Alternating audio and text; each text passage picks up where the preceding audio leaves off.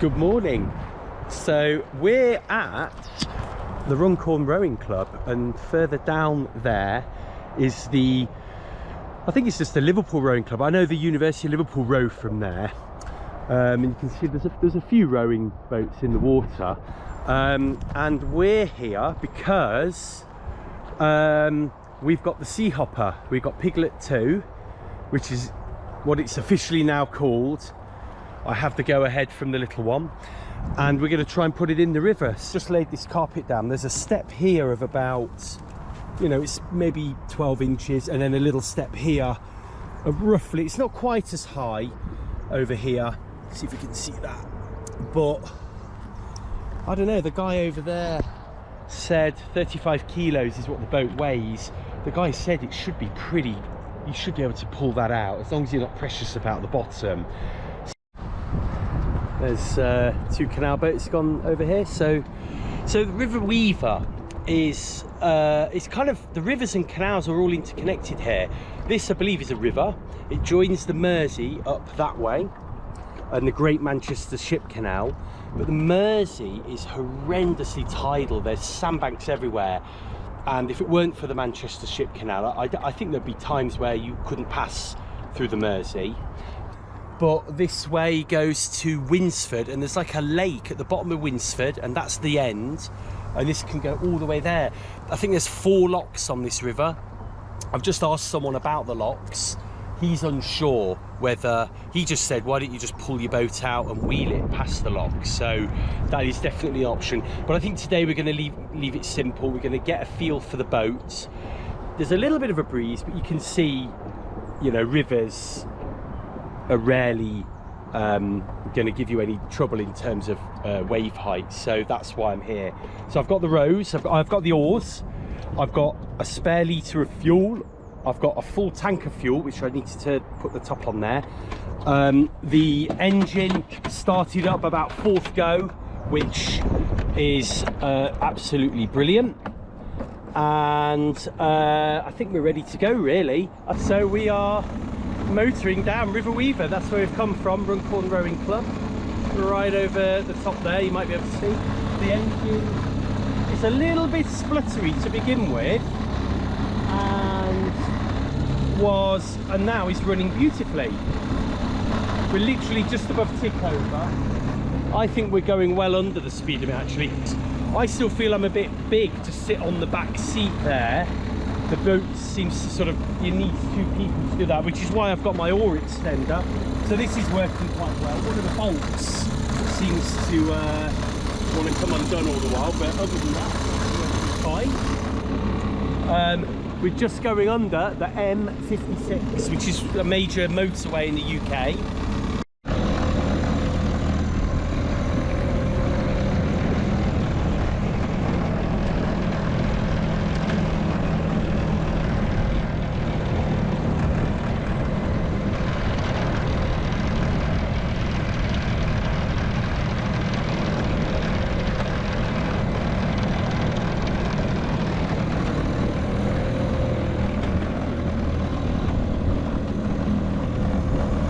I think the speed limit is 6 miles an hour on the river, and it's 4 miles an hour on the canals. I'm pretty sure of that. So I've been checking my boat speed app. We're doing about 4 at the moment. The boat's really, really cool at this speed. It loves it. We are in the countryside, and it's quite pleasant now. Actually, it'd be really pleasant if I had my electric outboard, because it'd be really nice and silent. As it happens, this one, we've found a nice speed, you know, lower down there that it likes. It was spluttering a little bit, the motor, but it seems to have settled down now. It feels like it could do that all day. Touch wood, let's not tempt fate. I've just stopped the boat, stopped the engine, and just had a little rest. We're on the bank here. Oh, there's a little beep, and it's silent.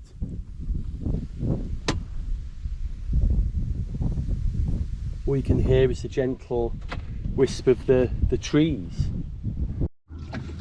I've just like lodged the camera under the motor there just to show you a little bit of rowing.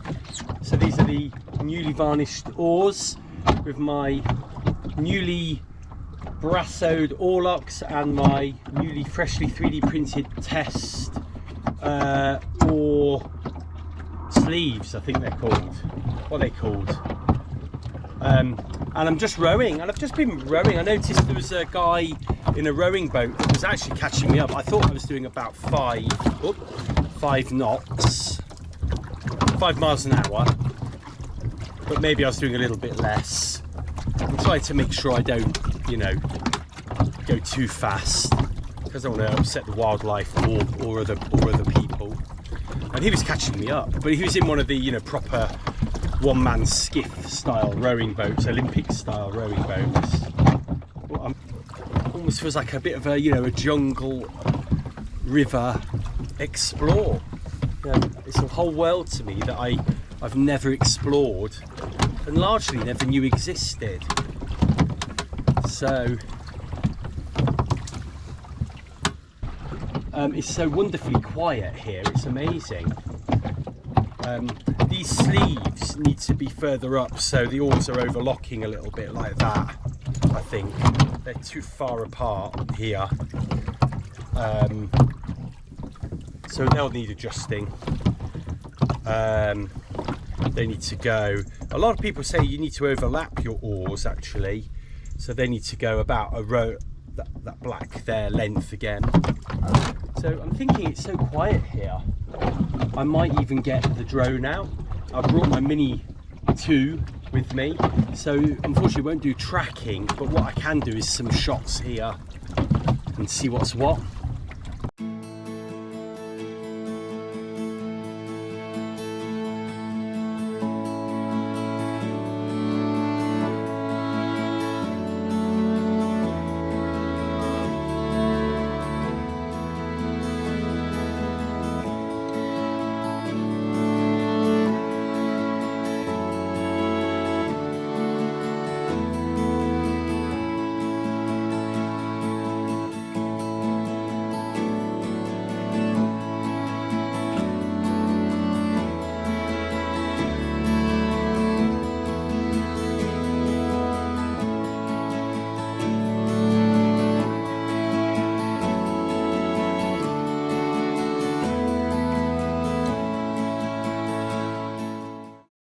Just checking the fuel. Look, I don't know if you can see anything.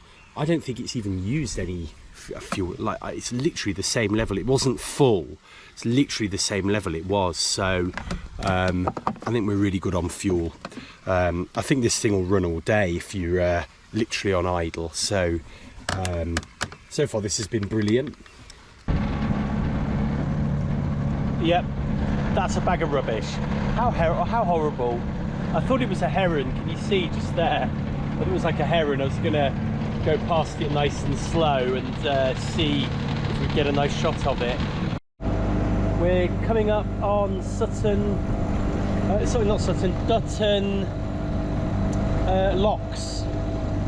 So what I'm gonna do here is park the boat up, moor the boat up, and go and see if I can ask someone's advice on going through the lock.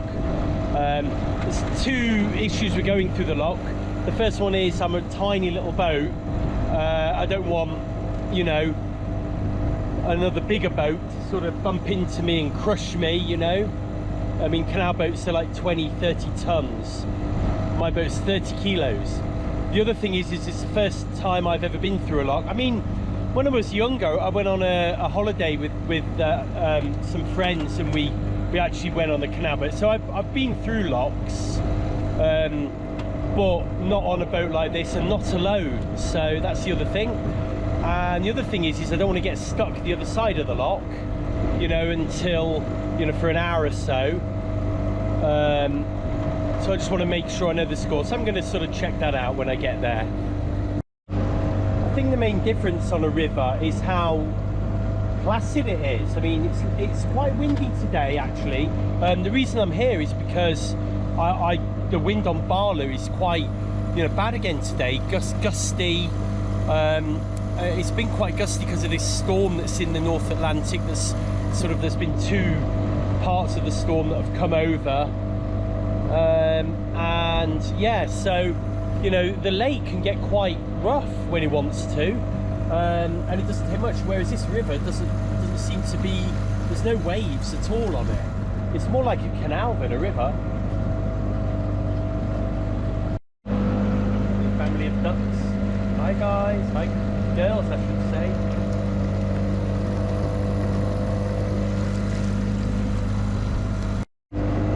Here is Dutton viaduct.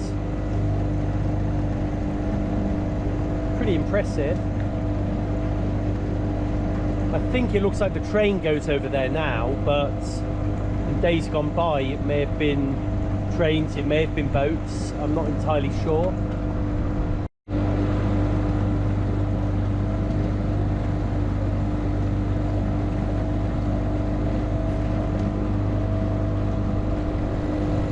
Was it exciting?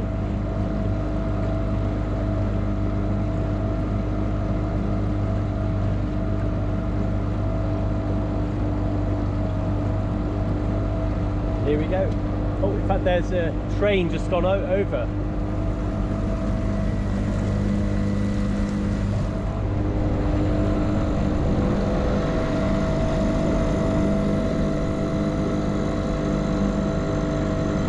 I should fly my drone through there. It'd be awesome.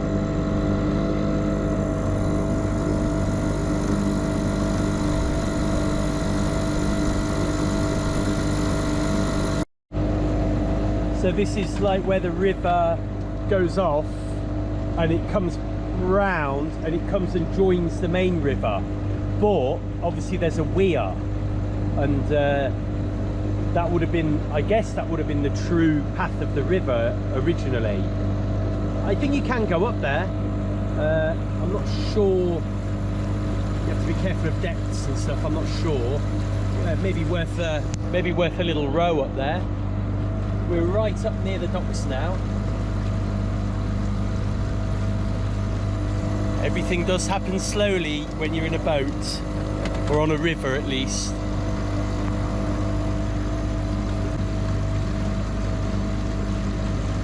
So it looks like the lock's closed. We're going to try and moor up here behind this boat here, I think. That's the boat moored up. A bit of grass around the propeller, actually. I need to look at that. Seems okay, seems stable. Don't want it to run into there or go out into the river, but I think the current is taking it in.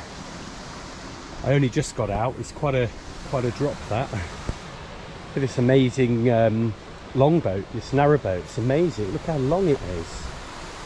It's crazy. Lock and Cavalier. Here we are, Dutton Locks.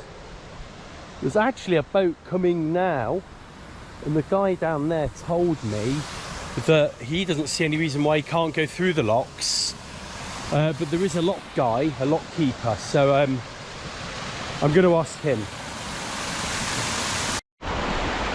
There's a lock, he's actually emptying the lock so that this boat here can go through. There's my boat over there, if you can see. Just had a word with the lock keeper, and he said not a chance. He said there's no way they let boats like mine through anymore. This lock is doable to get round, but what we'll have to do is, yeah, pull the boat out, walk it round and whatnot. I think we need to get a better set of wheels for that purpose. So we'll have a look. He did say to get it out, the canoe portage is quite steep, but he said you should get it out there. I'm walking down the little towpath alongside the river. You can just see the river over there. And the lock keeper said there's a, I think you call it a portage, a canoe portage, but basically where people get in with their canoes. Ah, here it is. That's only a few inches, so I could definitely get the boat out here. Could I get it up that hill? That's another thing. I think on my own I'd struggle. I think with someone else I might be able to do it. And then I've got to actually get the boat up here without upsetting cyclists and people. So I'm not sure if the dream of going all the way down this River Weaver is going to be one I can fulfill, but we'll see. We're going to work on a few things with this boat and we'll see. So we're just leaving Dutton locks. That kind gentleman there, Ken, helped me quite a bit. He was a bit peeved actually that the lock keeper wouldn't let me through the locks. But I learnt a lot actually. I was asking, there's another guy that went through the locks, who was also surprised he wouldn't let me through the lock actually. But there we go, you know, I'm not going to argue with the lock keeper of all people. So we are going home. So the lock keeper did tell me actually that the speed limit's 6, but he said on a little boat like that, he said no one's going to worry if you up your speed a little bit. He said just don't be obvious. So we might open her up a little bit and see what speed we can do. I'm going to go a little bit quicker on the way back so you can see we're doing so I've done a few speed tests with the phone.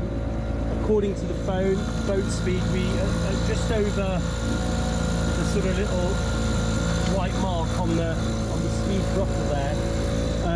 We're doing about 5 miles per hour. Feels quicker. We're allowed to do 6, so we're going to get the speed up.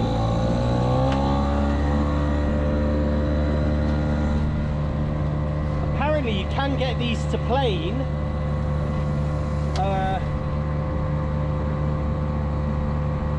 It's definitely not quite planing.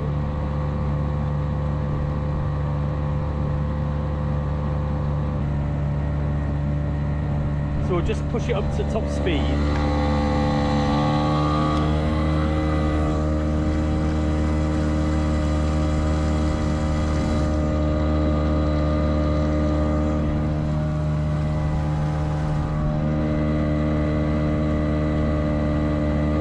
We've still got more to go there, but I'm going to just slow it down now.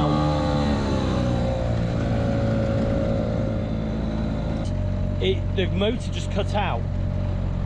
I was sat in the back here, so I was a little bit concerned about that. I started it straight back up and it just started straight back up.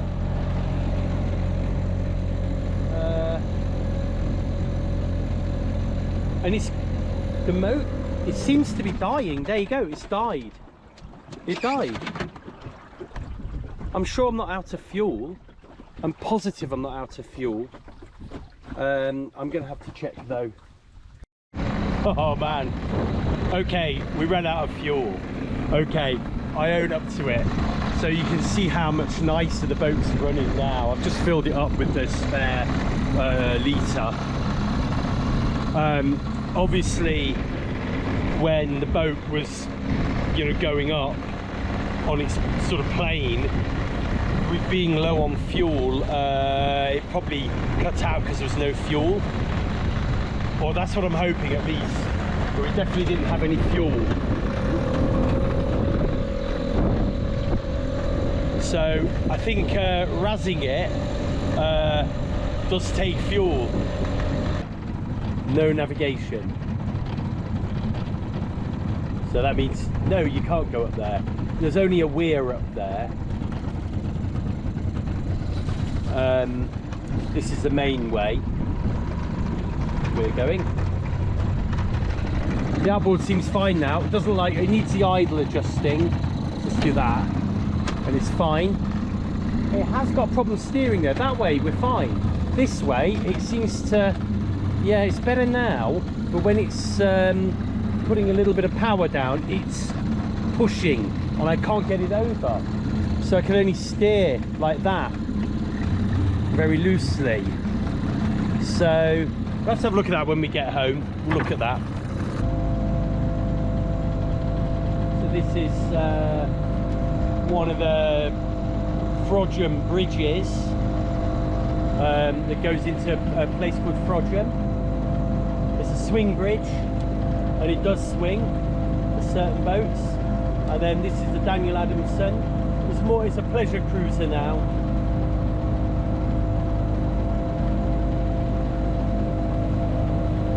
Whoa, that's pretty cool.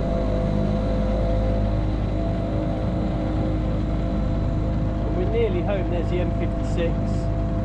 We're just past there.